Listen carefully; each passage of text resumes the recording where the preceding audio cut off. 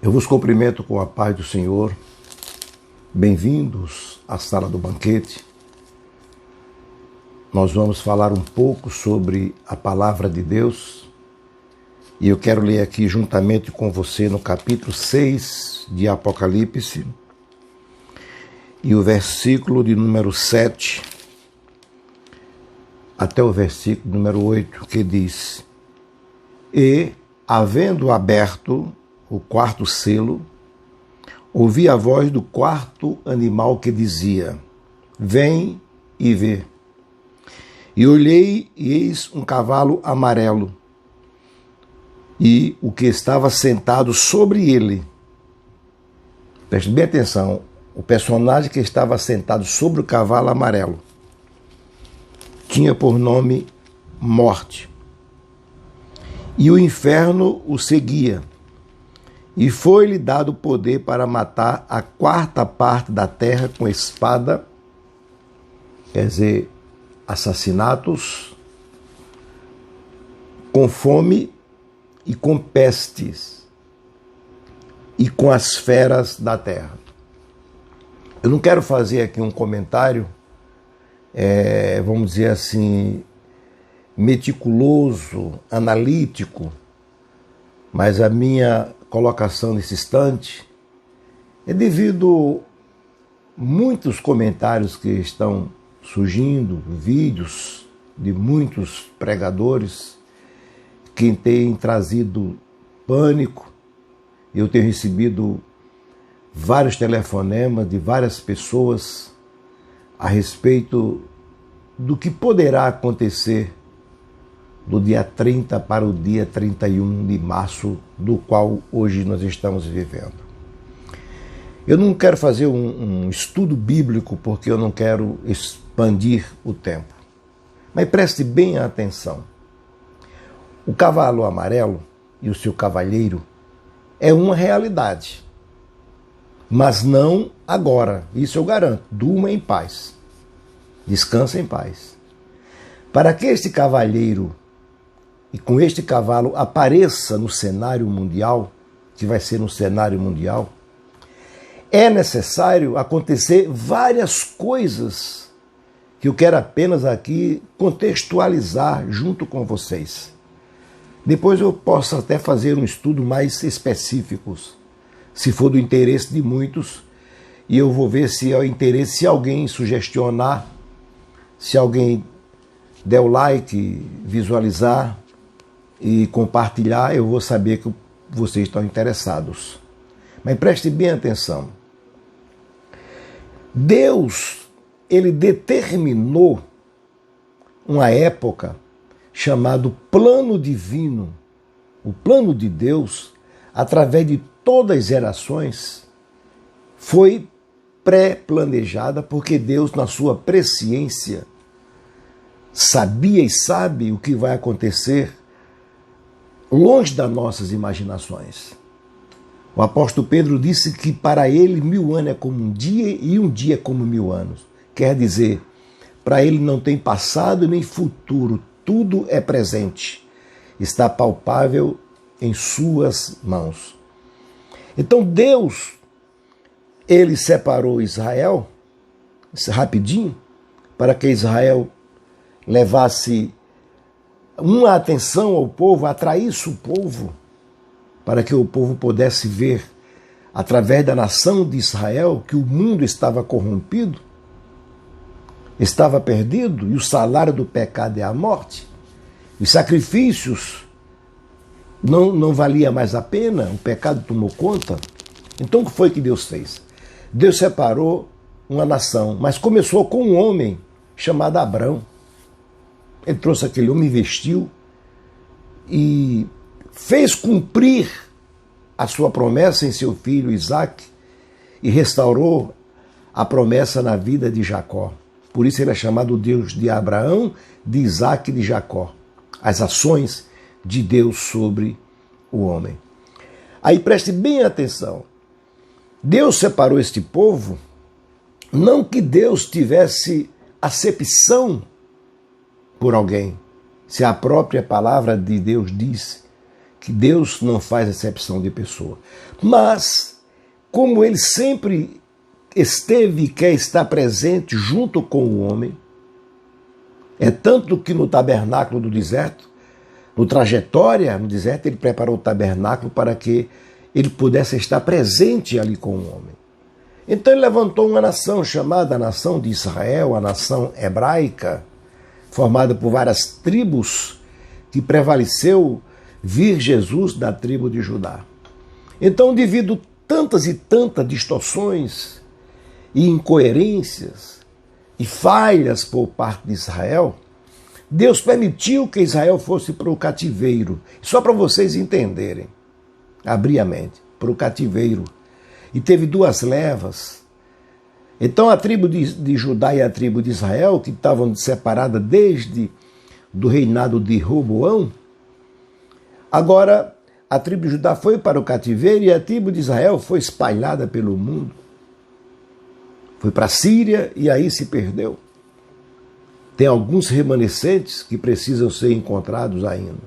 Mas não vamos entrar nesse detalhe. E quando o povo estava prestes para ir para a Babilônia, Deus levantou o profeta Jeremias dizendo que o povo fosse, construísse, plantassem. Porque enquanto os falsos profetas diziam que não era para ir e resistir Babilônia, Babilônia era inimigo de Deus, inimigo do povo de Deus. Mas Deus se utilizou de Babilônia como instrumento de disciplina.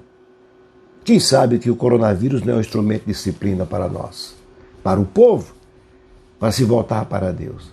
Então, Deus permitiu e disse, olha, plante, construam. Tanto que quando Neemias e Esdras estavam lá, muitos não quiseram vir. Quando saiu o decreto para voltar, muitos não quiseram voltar à sua terra, porque estavam bem de vidas, ia começar do zero. Mas Deus disse um período de tempo que eles deveriam passar lá.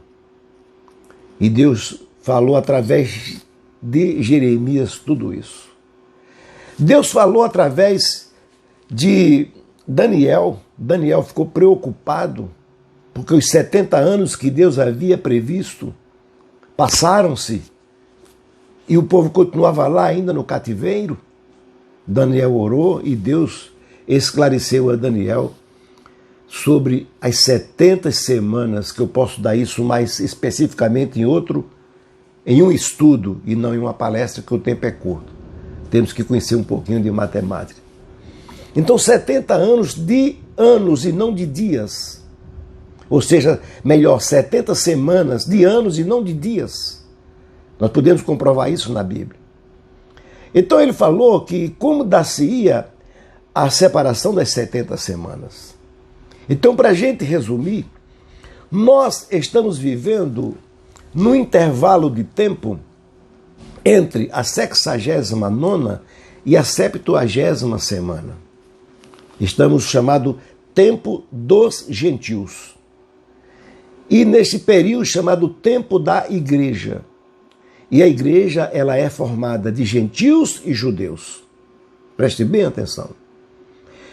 E toda a palavra de Deus, ela mostra os acontecimentos ao longo dos tempos. Nós não sabemos quando dar-se-á o início da última semana, porque o relógio de Deus parou com a morte de Cristo, quando ele diz até que o ungido seja tirado. Falarei isso futuramente. Então, abriu o parêntese, 7 anos, que vai acontecer depois. E agora o parênteses é o tempo da igreja. É um tempo indeterminado. Só para refrescar a nossa mente, quando os discípulos perguntaram, é este o tempo em que há de restaurar o reino a Israel? Lá em Atos capítulo 1, versículo 5 e diante. Ele disse, não vos compete saber tempo e época que o Pai reservou para a sua exclusiva autoridade. Então não compete a ninguém estipular tempos. Quantos estipularam e perderam? E se perderam, passaram vergonha. E agora ficam falando que de hoje para amanhã vai sair o cavalheiro montado num cavalo amarelo. De onde o povo tirou isso? Eu chamo isso de analfabetismo bíblico. Pessoas fora de princípio trazendo pânico e terror. Hoje, quando se compõem hinos, sobre Apocalipse é como que Apocalipse fosse um terror. Não, Apocalipse significa revelação. E esta revelação, esta carta, significa o quê? Não é terror. É uma carta de um noivo para a sua noiva. E jamais um noivo irá escrever uma carta de terror para a sua noiva, a quem ele ama. E Cristo ama a sua igreja e escreveu o Apocalipse com amor. Agora, para se entender o Apocalipse, não é apenas sentado nas bancadas das faculdades, onde já passei. Não. Lá a gente aprende a letra, mas a unção e a inspiração é através do Espírito Santo de Deus em detalhes. Então, para que este cavalo amarelo, com seu cavalheiro, ele possa cavalgar e causar destruições, matar a quarta parte da população da terra, será necessário várias coisas que eu vou aqui acrescentar. Nós vivemos na iminência da volta de Jesus, sinais comprovam aí. Comprovam. Nós estamos numa parte de Mateus 24, que é mais difícil de entender do que a Apocalipse. Então nós estamos vivendo na iminência da volta de Cristo através dos sinais. Como? O desequilíbrio primeiro que nós podemos detectar é o desequilíbrio das autoridades do mundo, não é só do Brasil. De onde nós esperávamos um controle e uma moral, nós observamos a autoridade dominada por Satanás, induzida por Satanás para se cumprir o plano de Satanás. E Deus, já sabendo disso, alertou através das suas revelações do livro de Apocalipse. Então nós olhamos isso. Desequilíbrio eclesiástico entre as nações, entre as igrejas, as denominações. Todo mundo quer se levantar e pregar uma mensagem em detrimento à denominação tal. Nós sabemos que existe linha de raciocínio, eu respeito todas elas. E quando eu discuto alguma coisa, discutir aqui é questionar com algum amigo, algum pastor, algum teólogo, que é pós-tribulacionista, é milenista, mesmo tribulacionista. Eu defendo a causa, o raciocínio de pré-tribulacionista, usando a palavra de Deus. E eu preciso também que seja respeitado como eu respeito os outros.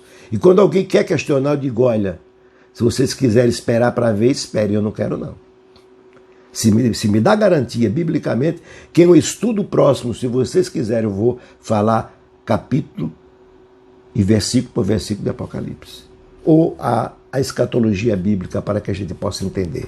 É necessário isso. Então presta atenção, para acontecer isso é necessário acontecer várias coisas e nós estamos vendo o esfriamento, a falta de amor, os sinais constantes. Esta epidemia alcançou o mundo, o planeta Terra, e as autoridades médicas perderam o controle porque ao invés de tentar curar as enfermidades do coronavírus, esse vírus maligno, eles negociam com vidas. Vocês sabem disso? Mesclaram pela politicagem. Tudo isso aí é o reflexo da ação de Satanás em muitas e muitas autoridades, com raras exceções. Então, quando acontece qualquer coisa, alguém diz, pode chorar que o choro é livre.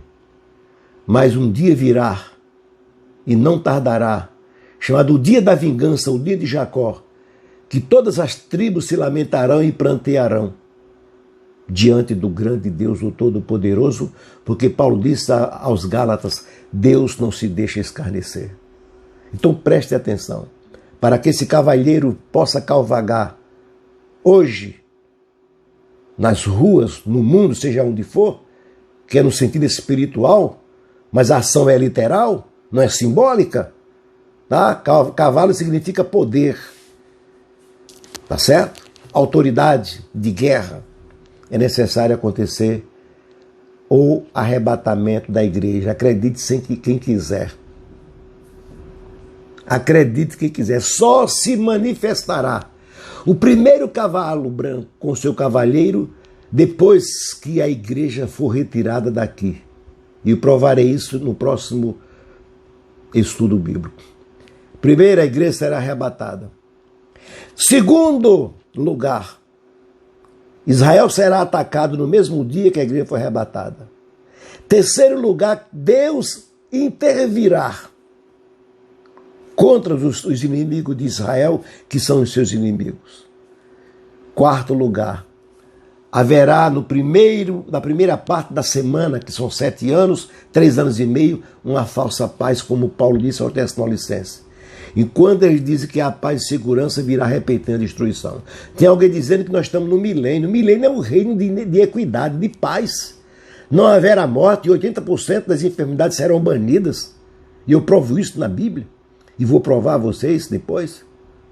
Como estamos no milênio? Isso é uma loucura. Está entendendo? São pessoas que querem ensinar sem nunca ter aprendido. São alunos do Google e não tem a dignidade de sentar em uma sala de uma escola dominical e aprender as primeiras linhas. Então haverá falsa paz. Na metade do primeiro, dos 7 anos, 3 anos e meio, o anticristo sentará no trono. Paulo reitera isso, a Bíblia confirma. Exigirá adoração. Os judeus reconhecerão e haverá um rompimento, porque logo no início da sua plataforma de governo, ele abrirá para todas as denominações, religiões fazer o que quiserem. É chamada a pura anarquia. E a anarquia que nós estamos vendo hoje, ouvindo e presenciando, é um prenúncio do que haverá na grande tribulação. A falta de respeito com a palavra de Deus, os cultos transformados em shows, as igrejas transformadas em balcões e mercado livre, onde se vende e se compra. E um dia vão pagar um preço muito alto diante desta depravação moral e espiritual diante de Deus. Então ele exigirá adoração, os judeus não aceitarão e haverá o rompimento e abre-se-á o primeiro selo cavalo branco. Não vou dar detalhes aqui. Depois abre, só é você acompanhar. Quando abre o primeiro selo, o cavalo branco com o seu cavaleiro. E tem até pessoas que digam que aqui é Cristo, ou seja, a vitória do Evangelho. Não é Cristo, porque quem abriu o selo foi ele. E aqui ele sai com um arco. Não confundir o cavaleiro de Apocalipse 6 com o cavaleiro do Apocalipse 19. Está entendendo? Porque a igreja só é vista na terra até o capítulo 3 de Apocalipse. A partir do capítulo 4, a igreja é vista no céu. Veremos isso depois. Quando abre-se ao segundo selo, vem outro animal. E a cor dele é preta. Cor preto. Cavalo preto. Onde simboliza a fome, a escassez.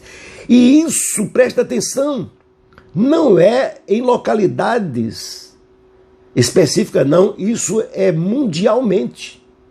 O que nós estamos vendo hoje é essa banalização, esse imperialismo comunista que quer fechar o comércio, que quer dizer o que você deve comprar. É a plataforma do anticristo que acontecerá quando o cavalo preto aparecer. É o segundo cavaleiro. E já estão tudo aparelhado a serviço de Satã. Mas a igreja de Cristo, você que foi comprado com o sangue do Cordeiro, nós não veremos isso em nome de Jesus, porque a Bíblia promete. Quem quiser ficar para esperar, fique. Eu não vou esperar por isso.